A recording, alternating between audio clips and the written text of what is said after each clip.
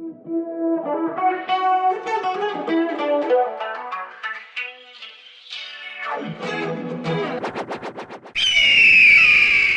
that eagle always makes me happy every time I hear it. Hey, everybody. Welcome back to episode 16 of Keeping It 1492. I'm Josh. I'm joined today, as always, by Kyle. Kyle, what's up? Sweet 16. That's all I'm thinking about. It's our Sweet 16. Age of consent. We forgot to celebrate our quinceañera last podcast, but we're American, and we don't tolerate quinceañeras. We're sending all the 15-year-olds out of this country in a few months. Does this mean our podcast gets like a really fancy TV show and we get prizes and like a gigantic car at the very end of the episode? Oh, I forgot about that show. Remember? Yeah. Thanks for bringing back some good memories. Tom, who's back this week, who was absent last week because he was checking out his options on his sex change he was looking into.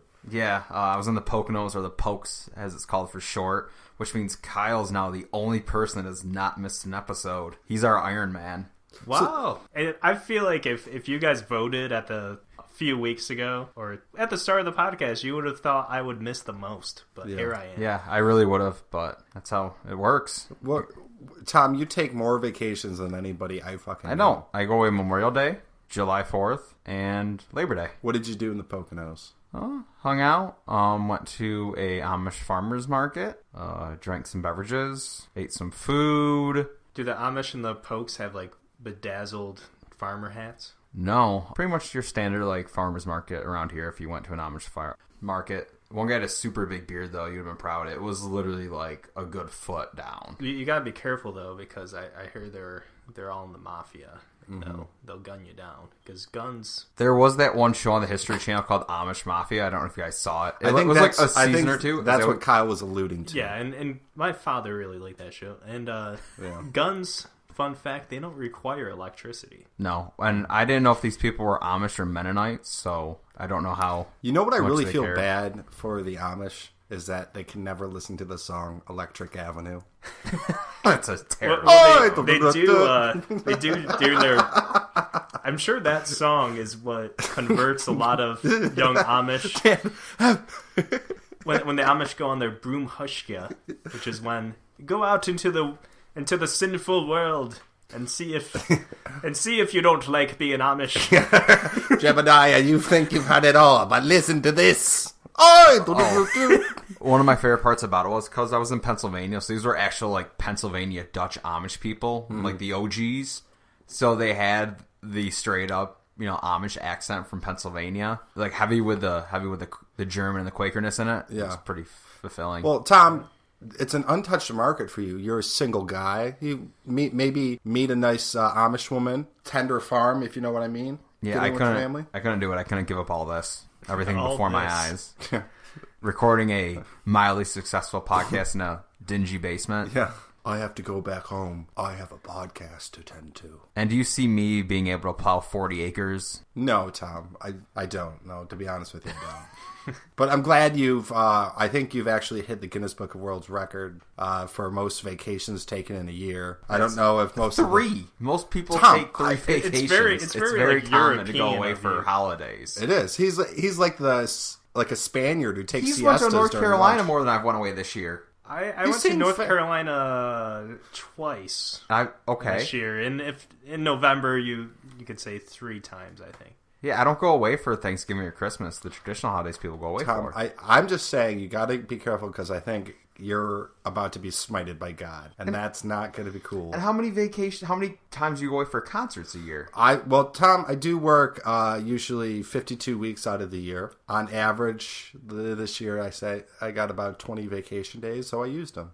Hey, why don't you try? I use mine as well. Tom, why don't you try taking a rest on Sunday, the day that God took a rest? Right, because I work in retail and that's not allowed. Tom, I'm just saying you take a lot of vacations. But there's nothing wrong with vacations. I'm not going to have another vacation until next May. That's like a year away. Okay. I just go on 3 in like a 10-week period. That's why it seems like so many. So I'm going to give you some goals, Tom, from here to May. You have a lot of free time on your hands. So check out the Match.com. Meet yourself a nice lady. I already have. I've failed with 437 women so far. What? You haven't gone on 437 dates. No, that's how many women I messaged that rejected my advances. How are you doing mass messaging? Is it like No, just dude, I've been on there for like 8 months. That's 437 and no one's responded to you? Hey, Thomas Edison failed at more inventions than that. Not like too many more, but you know, like it means you're getting close. It means you're getting close to the light bulb. You know what? I like that half compliment, like half build your self esteem while tearing you down. But also, Edison gifted a motion picture camera as well as a reel of his penis. So it was in like one of those wind up. So the women. So the original dick pic. Yeah, they were really committed to it, and they could like see it like move up and down, kind of like that beast from Neverending Story. Oh, I just watched that. Dude, I fucking hate that movie. But what was that dog's name? It had really cool visuals and stuff, though. I mean, like the kid was so fucking annoying. But I hated the princess girl who's like, was his name like Elliot or something? Or was that Atreyu? Go, yeah, Atreyu. After the one of the greatest emo bands of Tom's repertoire. Well, you don't title a movie as a kid Never-Ending Story and put that in and you're like, what's the name of this movie? Never-Ending Story, and then it happens to be the worst fucking movie of all time. And as a kid you feel like you're like screwed. Dude, that dragon was chill though. It was like half dog, half dragon. Who like made you feel comfortable. Who just ate your weed stash. Right? He's a pretty chill dog. But back to Thomas Edison, I just want a disclaimer. Fuck Thomas Edison. He was a dick. Nikola Tesla was a lot better. Yeah, who won? Nikola won in the long run. He did, which is what he foresaw. All I remember is learning about Edison. I know Tesla's the name of a car brand. Textbooks just belong in the fire. You're a history teacher. Yeah, I hate textbooks. You should just be reading primary sources. I think your kids would hate you. You gave them a whole bunch of primary sources for every assignment. You're gonna get a lot. I think we all now are witnessing the admiration of Tesla over Edison. That Edison was just a punk ass bitch. There's actually a drunk history where it talks about like the beginnings of like Universal Studios, and it was basically like a fuck you to Edison because he tried to have like a monopoly over like every film, and he like stole the idea of like the film projector, or, right, precursor. And he tried having like selling them to each like company, and they would have to charge pay a rental fee and stuff to use them. What a joke. But an entrepreneur. He was a businessman foremost, and as we know, businessmen are a lot more ethical than the people who actually produce things. That is true. Speaking of low production, this week our podcast topic will be Rochester, and Tom's very excited for this. I can see him biting his nails over there. Yeah, we can talk about the big black hole that is our Rochester. No, well, Rochester's got a lot of good and bad. I think we'll be looking to touch on both. Yes. So, anybody want to kick it off this week? Yeah, Kyle sent me an essay of thoughts, so we should probably let him go. An essay? No. Well, dude, you sent me like a 4-page text. I only have one question and one follow-up question on my notes today. And 4 subpoints to each. Yes, and garbage kind plates. Kind of like a outro thing, and maybe, well, I don't know. But, we'll fill it out. So, let's start out, like, when we're kids. Like, we're all not from Rochester. We're from, like, suburban or sub-rural areas around Rochester. So, what were your impressions of Rochester as a kid? Because, you don't really know the city, but you kind of see it in little bits, maybe, or... I didn't really have any. I lived like 35 miles away. I never came here. The closest I came was Henrietta for like shopping. I never actually went into Rochester. Shopping makes me get close to coming too. So for me, I really didn't have any. I didn't actually visit or go out in Rochester till I was 21. Really? Yeah. Like I just drove through Rochester to get to Rockport for school. So you just like kind of drove by it and 490 just through the city. That was the only interaction I had with Rochester until I was 21. Like I never had to go in the city to visit anyone to get anything. So Rochester's just kind of this place I passed with a few big buildings for the majority of my life. Did you look out the window with big eyes? Like look at all the big buildings. No, because I've been going to Toronto since I was 10 years old. So Rochester is not resemblant to that. Like we have like 200,000 people in a big building. Toronto has 4 million people in Tom, a lot of big buildings. Why are you trying to sound super pretentious right now? No, I'm just saying like I've gone to Toronto. Well, I Fuck did Rochester. so as a little kid, so I'm just saying size-wise, Rochester's not as expansive. Rochester is already better than Toronto because Americans are better than Canadians. Am I right? Up high. Hey, did Toronto build a fast ferry? Oh yeah. No. Take Rochester. your boot and shove it, Tim. No, it didn't fail. It never got built, right? Hey, it got built. It got built. My uncle wrote it, and you know what he said about it? He felt like he was on Star Trek. Really? The fast ferry. It felt like he was on the Enterprise. Oh yeah, my mom looked into doing it one time. We were going up to Toronto, and the cost with the car was just outrageous. So we ended up not doing it. I do remember now. Well, it was very, very expensive to like take your car on the ferry to Toronto. Take your car on the ferry. Yeah, because it was a ferry. You could put cars on it. So like if you want to have your car in Toronto to drive around. I don't know. Well, yeah, it was a thing. No, I think that was a thing. Yeah, it was. It was a thing for the blue bloods of Canandaigua. Yeah, that's what we were. The blue bloods of Canandaigua. The regular Roosevelt of Canandaigua. I don't even know what that phrase applies to. But I think he's trying to call me fancy, or saying that something fancy people do is they would take their car on a ferry. Aren't there? Because they have Mounties in Canada, and they have. Mounties are like the Canadian FBI. Aren't they called? Aren't there like police called like constable, or is that? That's a British thing. They could be though. I was just recently watching a Catfish when they went to Canada, and they the police had a weird title. The policeman did. So that's my only perspective of Canada. Yeah. That's I don't know how much they really separate themselves from Britain as far as like terms and stuff. Right. Yeah, they have their own national anthem. Where like Australia's is still "God Save the Queen," even though they've been independent for 120 years, I believe. I think it was in the late 1800s. No, I think it was the 1920s. Was it? Okay. In the Commonwealth. So I think they still have it. So at least I believe so. To our Australian listeners, download all our episodes. If not, I'm sorry. The one person in Australia who we think we know never got out. It might be actually later than 20s. Do you think he's even more? I just have a few Australian coins from my great grandfather who was in the Navy. Big fan of Mel Gibson, Crocodile Dundee on my top 5. We love you, Australia. Have you ever seen the original Mad Max? Yeah. Oh, they became an independent nation on New Year's 1901. Oh, really? Yep. Because I have coins that say Commonwealth of Australia. Australia became an independent nation on 1 January 1901. Wow. Wow, that's a great Independence Day. I don't know. Yeah, I don't know what. Maybe these coins are from. They might have universe. You know, there's different dates too, where there's where you can run yourself independently from a Commonwealth or a your overseer nation, for lack of a better term. Yeah, they might have just called themselves a Commonwealth on the coins just to tip a teacup to their old masters. Well, Tom, I'm sorry, I'm getting sidetracked, so I'm going to stop. Let's get back to or let's get into our topic. So, we're actually going to let's so get back. Sorry, this isn't the Toronto topic this week. I was starting to nap over here with all this Canadian talk. Yeah, go back to your free. I'm healthcare. sorry, I'm trying to relate to one of our few diehard listeners. Do we have listeners in Canada? Australia. We've been talking about Australia. Yeah, I know, but we don't have any in Canada, so... We actually don't. No, that's weird, fuck you, Canada. You're so pretentious that we got listeners all over the globe. We change our logo to just Justin Bieber.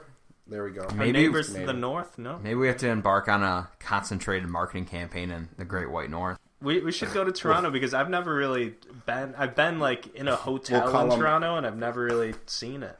We'll call them concentration camps of the areas we should look into getting more. It's not even a big deal saying concentration camps anymore since Sheriff Arapaio or whatever he called his tent city a concentration camp. So now anyone can say it. Did he get pardoned? Did that happen? Yeah, it happened right after Hurricane Harvey. Perfect timing. Sorry, I was on vacation. I would, if I was a teacher, I would call a library a concentration camp because that's where kids go to read and concentrate on their schoolwork. Get to the concentration camp and go get some good grades. Yeah, I don't think. So let's get back, Josh. What were your impressions of Rochester, New York as a child? Do you think it was the greatest place ever with the biggest buildings ever and the best people ever? So I have a few I have very unique experiences, but mostly one of my fondest memories growing up was the monorail in Midtown. I would ride that during... then you go see Santa Claus. How old are you? Tom, fuck you. I'm 30. I'm going to just call myself... I'm 30. And then it was going to Silver Stadium and seeing the Red Wings play. I remember like the old like silver kind of like they weren't actually seats, but they were more just like bleachers. And then I used to go and walk the streets of Rochester like when I was 14 or 15. Actually, no, younger than that. With a video camera, and I'd like walk around and just make videos. But like I got a really like close up view of like poverty and just like mental illness and shit was pretty crazy. But I was I have a lot of good memories of the city. When I was growing up, you see, I was actually like born in Charlotte, which is part of Rochester, closer to the lake up by the north. Moved out when I was 6, and my grandparents still, like both of my grandparents on both sides, still lived in the city. My parents grew up in the 10th Ward, which is kind of became a rougher neighborhood, like pretty much like between the 70s and 90s. And so I would go to my grandparents a lot, like whole summers getting babysat there and everything. And I remember really liking going to the city just for like the thrill of the city, especially if I went like downtown for like an event similar to what Josh said, you know, like go to like the War Memorial, see a concert. It's cool to see all the buildings and stuff. But I remember not really having like a real connected view of the city. Like I had no cardinal knowledge of like where I was and like how streets connected to each other, how neighborhoods were arranged. But in the 10th Ward, it was kind of weird because my parents and grandparents we would still play outside and stuff, but it was kind of like you have to like really be careful. And my parents would treat it like it's like the hood, you know, and you have to like not like go off on your own and like wander the streets. And so there was kind of that weird aspect where like I'm excited to be in the city. So but you then, got to experience our awesome crime rate as a child. I feel like I didn't really experience it so much as like my parents and grandparents would like make me more fearful of it. Like I don't think it was quite as bad as they made it out to be. I mean, obviously being a kid, I shouldn't have been wandering around the city. That's a good especially rule of thumb. Yeah, especially like, you know, that neighborhood. But at the same time, I feel like they kind of they were pretty racist. I mean, like sometimes it was very like subtle racist, but other, you know, especially my grandparents, it was very blatant. They felt like, you know, like black people, foreign people kind of like overran their neighborhood that used to be like an all-white neighborhood. And that's what caused a lot of people to leave Rochester to go to the suburbs. And Rochester's not the only city like that. It's like a phenomenon called white flight. Well, gentrification's bad. But it's weird. Like I remember my grandfather. I used to get babysat in the summer when I was a kid growing up, and he would just sit on his front porch. He would sit on his front porch with a Jenny and a shotgun. No, I mean some Jennies probably, but he was drinking, then he quit, and then he relapsed for a little bit, but then he quit again. But he would just listen to the police scanner and like just like be all like into it. Like, I saw that kid on his moped doing wheelies down the street, and they mentioned on the police scanner. Like, and that was like, you know, just like this like crime watch, but you know, there's a lot of kind of like paranoia about it that was weird. Yeah, you're telling personal stories, man. No one interject. No, I'm fascinated by like, I don't know why like the actions of our elderly really interest me, because just like how, I'm sorry, I was actually enjoying your story because like my grandma used to go into each room and like pray. I love my grandma, but she would go into each room and like say a prayer before she entered each room. And then I remember her pantry was labeled with the exact dates of when she got like every object in that room. So I would like, you'd turn something over, it would be November the 9th, 1990, like stuff like that. I don't know. That's why I like kind of just how like when because expiration dates are always too hard to find. Right. No, but I mean it was for objects. So it like Tom's the Blue Jays had like him like knowing the exact date and who he got it from and stuff like that. It was pretty crazy. But yeah, police scanners, old people love it. So I mean, I think that kind of it's just that impression everyone has about Rochester. We like a lot of aspects of it, but then there's this kind of uneasiness about like the violence, the crime, the poverty. Some people look at it like pretty melancholy, like, you know, as, you know, they blame corporations leaving or whatever, and then other people are pretty darn racist about it. And all that stuff has it's one massive effect. Yeah, I mean, it's definitely one thing doesn't cause the other. It's a whole bunch of factors. Definitely, yeah. Bigger things like the Boston Lawns and the Kodaks not really existing. Well, Rochester was a microcosm of what was going on nationally, because it was going on, especially in the Rust Belt, which Rochester is considered a part of it.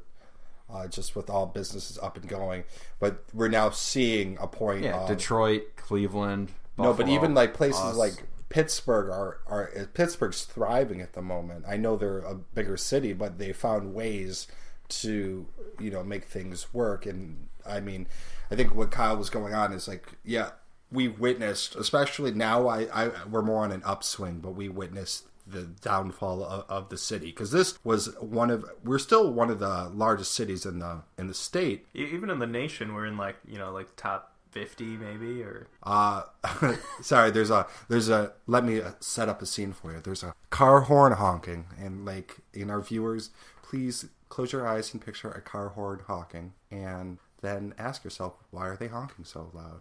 I think they probably heard it, but I hope I'm not blocking. Can you see if I'm blocking that driveway at all up there? I'll look. Did you park in front of the driveway? I mean, I not in front of it, but I feel like I might have been in front of it an inch. I was going to try to check. Cue the listeners in. Kyle, it is dark outside, so I can't see anything. I think I'm fine. Okay. I think we're only going to... Okay. You would hear angry knocking soon. Listeners, this is you possibly listening to Kyle getting a $50 parking ticket. Oh, no, it wouldn't be. It would be just a pissed off neighbor. Yeah, I mean, I was going to look to see if I was like an inch into this person's driveway, because I was by the sign, no parking here to corner. But, you know, I wouldn't be more than like an inch in your driveway, so I don't think that constitutes the angry horn. So we've touched base on kind of what our earliest memories of Rochester are, and now I guess the question should really be like, there are certain things that we like about Rochester. I guess maybe that's what we should talk about, but what's kind of keeping us in Rochester especially. I mean, I guess I can start it off, but like, things I really enjoy about the city is kind of, like certain areas of the city feels like you have a small town vibe, but you know, you're in the city and there's still a lot to do. I know we don't have like a lot of large scale events, but it seems always stuff going on. Summertime around here, I don't think there's a better place in the country to be. You know, weathers tend to be pretty not too hot, you know, usually below 90. But lots of you can camp, tons of scenery around us. Like, you know, 2-hour drive up to Ithaca.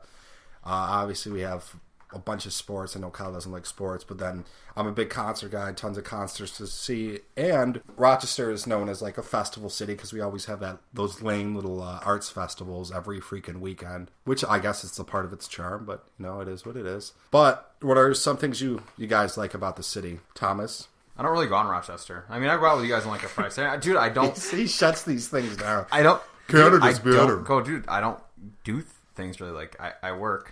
Like, I don't really get out because I work in retail. I work weekends. Like, when everyone's out, like, doing all this stuff, I'm at work. So I don't get to experience Rochester like that. I'm sorry. This is not a good question to ask me just because I don't do that stuff, dude. Tom, this is what you need to be doing to amp up your Match.com profile. There's a direct correlation while you're not getting responses. When a girl asks you, hey, what do you like to do in the city? Well, I don't know. Canada's way better than Rochester. Like, oh, why do you keep talking about Canada? No, I'm messing with you, Tom, but... No, I really haven't got to do that stuff just because, like, when everyone's out doing that crap, I'm at work. That's why you should get another job, Monday through Friday. But there's still time to get out and do things, Tom. So I guess maybe that should be a goal of yours, is to go and experience the city that you pay to live in, that you're so close to everything. You are in a good part of the city. Tom lives off of Park Avenue in Rochester, which is a very upscale place to live. Now they know where we record. That's not good. They don't know exactly where we record. It's not a big street. Joe Rogan's going to come and assassinate us to eliminate competition. So, Kyle, what do you like to do in the city? I really like the aesthetics. Aesthetics? Yeah, if I don't try to do the TH, that sounds better. Yeah, see, now I like the aesthetics of Rochester. Aesthetics. So Rochester is like a super old city. It's actually one of the oldest cities in the nation. We're known as the first inland boom town, which means most of the big cities in the country were like seaports, big trading places, and Rochester is more. We kind of got the lake in Charlotte where I was born, but then the center of the city is where the Genesee River intersects with the Erie Canal, and so that brought a lot of like inland trade, and literally not literally but almost literally overnight Rochester just became this like super crazy busy city in like the 1830s. So I love walking around and just seeing like the old mansions, the old architecture. We have Olmsted Parks. That's Frederick Law Olmsted. He's the same guy that designed Central Park. He made like 3 different parks around here. Did I say museums already? No. No, museums. I feel like we have a lot of things that if somebody came to Rochester with our current economy, they'd be like, no, I'm not going to build any of those things here. But since we had this like rich past of first like a big boom in the 1800s, and then through Kodak kind of spurring that on, we have it's almost like decadent to see all these mansions around, to see this like old style architecture when some other things maybe aren't so nice. But I feel like that stuff kind of spurs us on, like gives us that spirit that like, yeah, we're not gonna let this place completely die. Yeah. Well, like it's worth saving. Kyle, the next street up, that Frank Lloyd Wright guy has a house. Yeah, the Frank Lloyd Wright house, which is on my that dude Frank Lloyd Wright. I was gonna say it the wrong way, so I had to take a moment favorite, to make sure I said it correctly. That's on the street that has my favorite corner in Rochester. My favorite corner in the world is... Why do you have a favorite corner in the world? Because it's the corner of East Ave and East Boulevard. And if I ever lived in that mansion there... not the Frank Lloyd Wright house, that's on East Boulevard. The one with the gigantic American flag. Yeah, there's this mansion with a gigantic American flag hanging from it. If you sneak through the bushes, you can see a peek of it. And it's on the corner of East Ave and East Boulevard. Imagine just the pretension, being able to say like, oh, I'm on the corner of East and East. Well, you did bring up, though, you brought up the Erie Canal, which is obviously something which is crazy, a man-made structure to think about. Like, we went to school... Clinton's Ditch. Right. We literally went to school right next to the Erie Canal. And that's something to think about. And I lost focus a lot about but when you talk about the Erie Canal, you're like, wow, that's a freaking crazy feat. But also all the things Rochester has to offer throughout its history and all the historical figures. I would even go to say this, that we have a much more vibrant history compared to cities such as Buffalo, such as Syracuse. I would say, we're up there, obviously not. We're up there with New York City, but not as historical as New York City. But we've had a lot of famous moments and famous characters and famous brands that have come from the city. So we never had a tea party, though. Well, we could. No. Maybe I want to throw a tea party. But think about this. Susan B. Anthony, right? Frederick Douglass. Probably 2 of the most famous historical names, in America. Correct? Would you say so? Yeah. And both from Rochester. And I mean, that's just skimming the top of the pot, but and honestly, there's like more and more. I think we are in a time when we've already reached the low point, and we're starting to rise up. A lot of younger people are moving to Rochester. I know it's like gentrification, but I think we'll get beyond that too. There's more and more interest in like Rochester history, and all these like cool little things about Rochester coming up, like French's mustard used to be like yellow mustard was invented in Rochester. Bauchalams, There's 2 of them. Marshmallows from Rochester. Get out of here. Yeah, the chicken French. I always forget that. I love chicken French, but that's kind of an like a upstate New York thing. Yeah, lots of lots of like, you know, huge history, but also like all this stuff that kind of goes under the radar. Someone told me when I interned at the Historical Society, the one guy was like huge into baseball history, and the first curveball, I guess, was thrown in Rochester. I didn't know that. I do know that the Rochester Red Wings are one of the 5 oldest professional sports franchises in the country. Wow. Is that for real? Mm-hmm. Okay. Because they were, I think, established in like the 1850s or 60s. And I should point out, even though I don't follow sports, I don't like following, I still like going to games and stuff. I think it's neat to... Well, Rochester sports are cheap too. Like for most things, $10 can get you into it. Yeah, that's pretty much what any I mean. team like, here, I believe. Yeah, you go to a Red Wings game, Amerks game, and then they'll have like $1 hot dog nights and $1 like 6-ounce beer nights that you can go to. And we that's just what, go for the booze. People look down on Rochester because of all the hype about crime. And I was in a class with a English exchange student like last spring, and had like an icebreaker thing, and I was like, oh yeah, I live like in Rochester downtown, and she was like, oh, you live in Rochester? Don't they have the highest murder rate in the world or in the country? I'm just like, like if you're like, to be fair, the stats, I mean, they bear that out. It's not like stats, it's a myth or it's overblown. But it's like at the same time, it's like, well, you know, you look at murders, and most murders are between people who know each other, you know? Yeah. Well, it's just in the stats, we're in the bottom 7% for safety of all the cities in America. But it's not like it's not like it's this made up thing. But they're definitely confined to certain areas in the city. So. Oh, I understand that. Like any city, I'm just saying when people get that assumption, it's not like it's misguided or the news is blowing out of proportion. Oh, right. I mean, every crime statistic, you don't make those up. They get reported.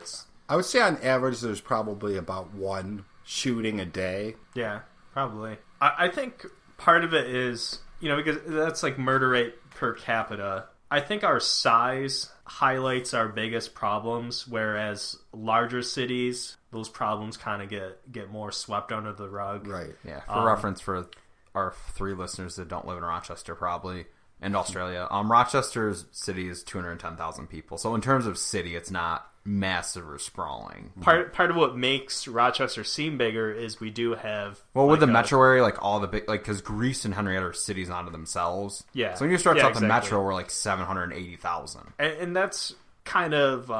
what's cool about Rochester to me is that, you know, like the city's kind of this like central thing, but then like there's so many offshoots that give you whole different feels, whole different environments. Mm-hmm. But yeah, I feel like, you know, like a large city like Boston, like it's kind of more like yeah, all these areas are nice, and like everyone knows like not to go to the north side, or, you know, like stuff like that. And here it's, you know, a little more sporadic. Like the areas are a little more confined, and we're kind of closer together. Like the good areas and the bad areas are kind of more smushed together in some ways. Well, Tom, didn't you get mugged in...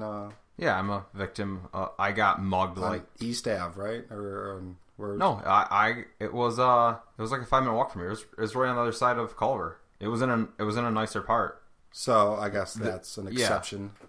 I don't even think it's an exception. I think it. Well, no, the police told me they're coming down from the bad parts to rob people that they assume have money in the nicer parts of the city. It's actually it's a common thing that's happening in Rochester now. At least that's what they told me last year when it happened to me. Really? It was not like an epidemic, but it was becoming much more common with people like biking, or, you know, however they get there, taking a 3-mile ride from the bad parts of the city to come to the nicer areas where we live to rob people. Mm-hmm. Yeah, I mean, it makes sense. They go to little the places preface to where listeners. If I sound a bit somber on all this stuff, it's because of that incident. I don't have a pie in the sky view of Rochester when you're a victim of a felony crime. I'm not saying that. No, there's nothing to say to that. I'm just saying like that's going to change your outlook on how you view things. I mean, definitely. I mean, there's no. Yeah, you can't be asked to like forget about something like that. It's definitely... So, well, going off of that, there's things we're most known for right now. I would say garbage plates. Well, not obviously garbage plates, but then you have we just touched base on crime. on poverty. Abolitionist movement. I would say the economy is another thing Rochester's known for is the poor-ass economy because it kind of ties in with the exodus of our big companies of Bausch Kodak Xerox, losing like Kodak. 85-90% of its used to be workforce. And right now, the two biggest employers in our city are actually U of R and, I believe, actually top three, U of R, Weichmann's, and Paychex. I think like Sutherland's up there. Right, but they all pay well below like national average. Oh yeah, no, Sad. I like you said, I'm too sad, so I wasn't gonna get sad in it. The one thing, we talked about on the wage thing. Like for instance, our median income is $30,000. It's about 20. The national median income is like 53. So we're like 20,000 per person. Mm-hmm. Across that's everyone in the country. But yeah, Rochester's 20,000 below the median income. And like I told about Kyle, like there was a chart where they kind of break down, like per 10,000 increments what people make. Like the last one, I think episode 15, the people they figured out that 25% of people in Rochester make under 15K. Jesus. And if you combine 15K to 35K makes up 50% of our income. Like it goes 25.7 on 15 to 25 is 8.3, and 25 to 35 is 14.9. They're all double or triple the national average for that bracket age range making that income. Because Rochester become, we talked about the service jobs. The number one thing in Rochester now is service industry jobs, which tend to be lower paying. Mm-hmm. So that's why you see that compared to the nation, we have so many more people making less. Instead of like, being in the business sector like a Charlotte, where in the service sector, like, like we're not like a banking city, we're a call center city, for lack of a better term. Just for the sake of the example, that's what I'm explaining. Sutherland is one of our biggest employers. What is that? That's call center jobs, which are what? I worked there for 2 days once. It's terrible. Yeah, I worked there for 2 days. I worked there for 5 months and wanted to bang my head against a wall. So like, and they tend to be. They're not. It's not like it's minimum wage, but it's say minimum wage now being $9.75. It's $11.50, $12 an hour jobs. Not bad, but it's also at the end of the day, you're not bringing home 30, 35K there. They also, because we were just talking about gentrification, about them building all these nice apartments in like downtown and like just you have those nice apartments on the water by you, right? But they aren't filling up. Like you can't expect to charge $1,500 a month for a 2-bedroom apartment when most people cannot afford that. After taxes, that's what they bring home a month. They have to pay all their other bills. That location there, the apartments on the water. My parents, when we drive by there, they're like, "Oh yeah, that's the projects." Because that used to be the projects. That used to be like super low income housing. The one across the street from me it's like the yellow and blue building. Yeah. And it's called, I think it's called the Meadows or something, but that's actually like where the low income housing is. And it's literally a stone's throw next to this super expensive apartment. So they're trying to build super high income next to the low income. What happens in the long run? Do they hope that like tenement basically goes away? Well, I think that's honestly what they're thinking, but no one has the fucking money to do it. So what's going to happen to all these buildings? Are they going to fucking go empty? Because what happens, do you have to kick the people out then? I don't know how housing or urbanization... You just keep raising the rent till you can't afford it. Because if they're getting government stipends, do you just raise the point where the government... I don't know how that all works. So I guess I'm running into a blank because I don't know how you get people out of tenant buildings if you want to build nice houses around it. Like, does someone have to buy the building and kick everyone out, essentially? I see, we're all of us are urban planners, so I don't think we have these answers. I don't think that urban planners are. I don't think they're doing the right things, and maybe not just in Rochester, but there's a Green Party candidate who was on the mayoral debates a while back, and he was kind of he was definitely not going anywhere. He had a super bad haircut. He had a good point. I know that. Why? Yeah. Why is it always the hair with you? No, he had a bad haircut. I know. Exactly. I mean, maybe he was trying to get some some vibes from our current president. I don't like that this podcast describes the Harris principles and thoughts. Hey, you wear cool hats, Tom. You got it made. Okay, I got to represent for my fellow balds. Yeah, so this Green Party candidate, he said like the problem is they build up, and he used the example of an apartment complex, and he said that you build up this apartment complex as a way to say like, oh, we're benefiting the city, but all you're really doing is giving some guy, the guy that's going to build the apartment complex, this huge tax break, huge stipend to build the apartment complex, and it's really only benefiting that guy. It's not benefiting all the people that have to pay rent to live at that apartment. And I feel like, you name it, that's a lot of the issues here is they're benefiting more of the already propertied, like the business owners, more than like the actual regular people who are looking for jobs. Yeah, to give it more of a national feel, by national I mean Syracuse, when I was driving through on vacation, one of the big apartment buildings, it's an old school building, but it's like 10 stories tall. They're completely gutting the whole thing, and from the pictures, it looks like they're trying to put in super nice apartments. So, just same thing. Give it context. Happening in Syracuse too. Get richer and the poor going get 60 poorer, miles down the road. Mm-hmm. I feel like, in Rochester especially, we're feeling the weight of the economic problems of the nation.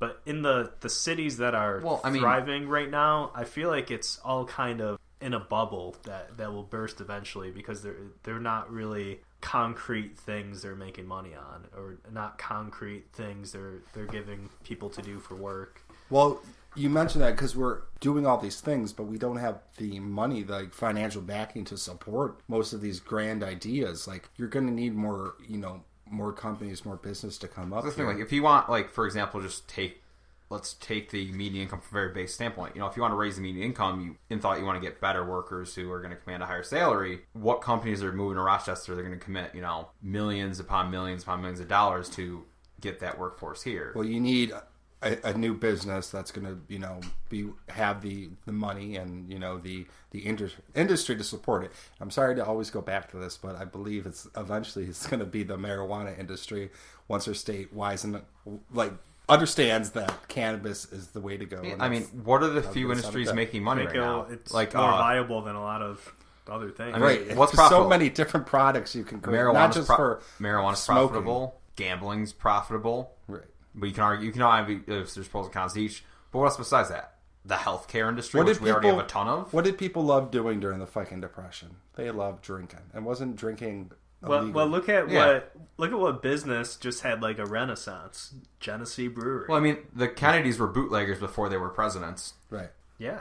Well, with a lot. I don't know how much fact there is, but I no, it's very true. But the Kennedys' dad was actually a bootlegger in the 20s, and that's where they assumed got their wealth from. He had how many sons get assassinated? Kennedy curse, like, bro. All of them. It's real. Yeah, all of them. And I think even before John, he had like another son that was going to be president, not RFK. Yeah, I guess I'll kind of throw this out then. Well, Ted Kennedy. Wrap it up. Who? I mean, Rochester has had its ups and downs, and I don't know if you really want to call it right now like a stagnation. Do you guys think it's going to turn around and we might see like another rebirth, or I guess better times on the whole in Rochester? Like, do you see jobs or different business sectors coming in here? Or do you think we're just kind of at a point where, like other Rust Belt cities, either didn't get new business or didn't adapt to changing climates, that we're just kind of we are where we are, and that's all it's going to be? I think what's going to honestly happen is, with all the global warming stuff that's going on, it's really just going to push people further our way. So I do see our area, Rochester, and especially with us being around all the fresh water. I feel like I'm like, I keep going back to this, but in theory it makes sense that, like, because the Great Lakes are the largest freshwater source in the world. No, not in the world, but I think we're tied. I thought, with, but all five together, it's just by volume, just the sheer amount. 20% of the world's fresh water is in the Great Lakes. So natural disasters, everything, but like all the hurricanes that are going on near the coastal areas, you think it's going to get to a point where these people are salvaging these areas. It's going to be, you can't keep throwing money at an issue that's not going away. You're going to want to go to an area where you're going to be safe. You're going to have food, you're going to have fresh water, and that's up here. And they've shown charts of like global warming, like the average temperature increase. We're still in a safe spot, even like 40 and 50 years when these places are just getting hotter and hotter. Our area is still kind of staying around the norm. And I just think what's going to happen is there's going to be a mass exodus from these areas where it's not viable to live anymore. And they're going to all come up here, and it's just going to make more sense. So I think if I were a betting man, if I had the money, I would buy up a lot of properties around here, especially like the suburbs. I could see just there'll be a lot of growth. So Yeah, I think we're going to prosper. I do. Not right now, but definitely. Well, I know one company years. I think will. Obviously, Wegmans is expanding, and everyone up here knows Wegmans. Amazon, everyone probably saw, they recently bought Whole Foods. Yeah. And I think that's a direct competition to Wegmans. So I think if Amazon buying Whole Foods goes national, that Wegmans might start ramping up its efforts. If Whole Foods start popping up and Amazon really tries to take over the grocery market business. So maybe, I think Rochester Wegmans. I'm not saying more Wegmans, but like more Wegmans jobs isn't going away. No, they're not. I'm just saying we might get more jobs in Rochester as Wegmans expands for more like actual jobs on the company that would be based in Rochester. Like recruiters, coordinators, things like that are based here in their home state as they try to, if they want to go national to compete with what Whole Foods is going to become with Amazon's $9 billion backing. I mean, I think one of Rochester's greatest challenges, I hope it doesn't come to like the global warming leading people here, but honestly, I can't see us nationally leading a world effort to stop global warming, so it probably will come well, to if something like if that. we're one of 3 nations that allegedly doesn't believe in global warming, it's kind of hard. Yeah, and we're one of the greatest consumer of all that stuff. Are we still more than China?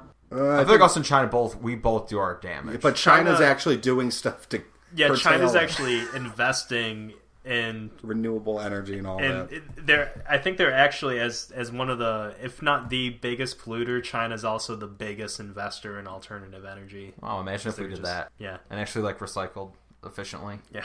I think Rochester's greatest challenge is bridging diverse communities and kind of just realizing like, hey, we're all in this place together, and if we can help everyone out, not just certain parts of the city or even certain suburbs, that will benefit all of us.